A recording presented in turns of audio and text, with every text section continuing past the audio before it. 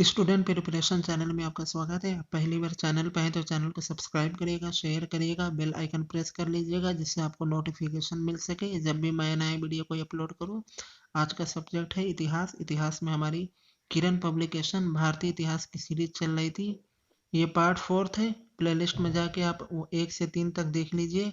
चलिए दोस्तों, अब ज़्यादा टाइम नहीं लेते, आज का वीडियो शुरू करते हैं। नाम, परिवर्तन का समय, परिवर्तन करने वाला व संबंधित घटना। पहला, कली संवत 3102 बीसी, राजा परीक्षित के जन्म के उत्सव पर। दूसरा, विक्रम संवत 57 बीसी, धर्मपाल भूमि वर्मा विक्रमादित्य द्वारा शकों को पराजित करने के उपलक्ष्य में। इसे मालवा संवत के नाम से भी जानते हैं। तीसरा, शक संवत 78 एडी, कनिष्क के राज्यारोहण की तिथि 22 मार्च 1957 को इसे भारत सरकार द्वारा राष्ट्रीय संवत घोषित किया गया। इसे शालिवाहन संवत भी कहा जाता है। चौथा, कलचुरी संवत 248 एडी, कलचुरी शासकों द्वारा प्रवर्तित। पांचवा, गुप्त संवत 319 एडी, चंद्रगुप्त प्रथम के राज्यारोहण की तिथि। इसे वल्लभी संवत भी कहा जाता है। सातवां, हर्ष संवत 606 एडी, हर्षवर्धन के राज्यारोहण की तिथि। छठा, लिच्छवी संवत 512 एडी। आठवां, हिजरी संवत 622 एडी, मक्का छोड़कर मदीना जाने के उपलक्ष्य में मोहम्मद साहिब द्वारा। नवां, कोल्लम या चालुक्य विक्रम संवत 825 एडी, विक्रमादित्य चतुर्थ चालुक्य द्वारा। 10वां, सेन संवत 1178 एडी, सेन नरेश लक्ष्मण सेन द्वारा। 11वां, इलाही संवत 1583 एडी, सम्राट अकबर द्वारा। 12वां, राजशक संवत 1674 एडी, छत्रपति शिवाजी के राज्यारोहण की तिथि से। नोट: शक संवत और विक्रम संवत के मध्य 57 + 78 135 वर्षों का अंतर है। दूसरा, शक संवत और गुप्त संवत के मध्य 319 - 78 241 वर्षों का अंतर है।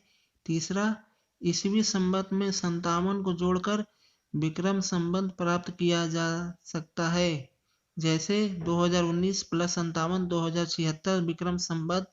चौथा, ईसवी सन में से 78 घटाकर शक संवत प्राप्त किया जाता है, जैसे 2019 - 78 1941 शक संवत। तिथि ज्ञान: इतिहास में तिथियों का प्रकरण 2 प्रकार से होता है। ईसा पूर्व, जिसे बीसी अर्थात बिफोर क्राइस्ट, ईसा के जन्म के पूर्व। ईसी सन, जिसे एडी अर्थात एनो डामिनी, जिसका तात्पर्य ईसा मसीह के जन्म के वर्ष से है।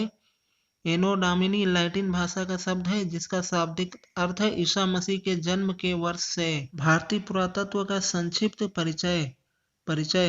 भारतीय पुरातत्व सर्वेक्षण एएसआई की स्थापना 1861 ईस्वी में तत्कालीन वायसराय लॉर्ड कैनिंग के समय सर अलेक्जेंडर कनिंघम के प्रयासों से हुई।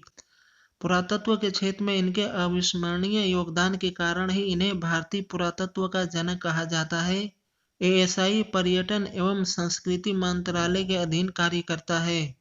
एएसआई के प्रथम महानिदेशक सर अलेक्जेंडर कनिंघम थे, जबकि पहले भारतीय महानिदेशक राय बहादुर दयाराम साहनी थे। भारतीय पुरातत्व विभाग की स्थापना का श्रेय लॉर्ड कर्जन के समय प्राचीन स्मारक परीक्षण अधिनियम 1904 को दिया जाता है। हड़प्पा और मोहनजोदड़ो के उत्खनन के समय एएसआई के महानिदेशक सन जॉन मार्शल थे।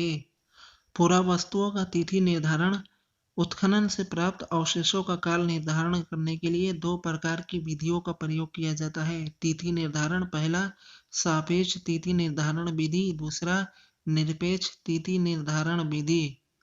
पहला, सापेक्ष में स्तरीकरण विधि। दूसरा, प्रारूप की विधि। तीसरा, संबंधित पदार्थ की विधि। चौथा, फ्लोरीन परीक्षण विधि।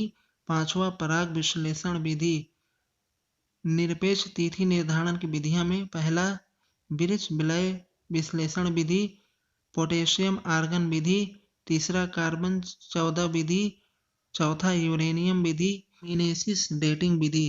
कार्बन डेटिंग विधि से केवल उन्हीं अवशेषों की तिथि ज्ञात की जा सकती है जो कभी जीवित थे। कार्बन 14 विधि का आविष्कार के लिए अमेरिकी वैज्ञानिक विलियड लिब्बा को 1949 ईस्वी में रसायन का नोबेल पुरस्कार मिला।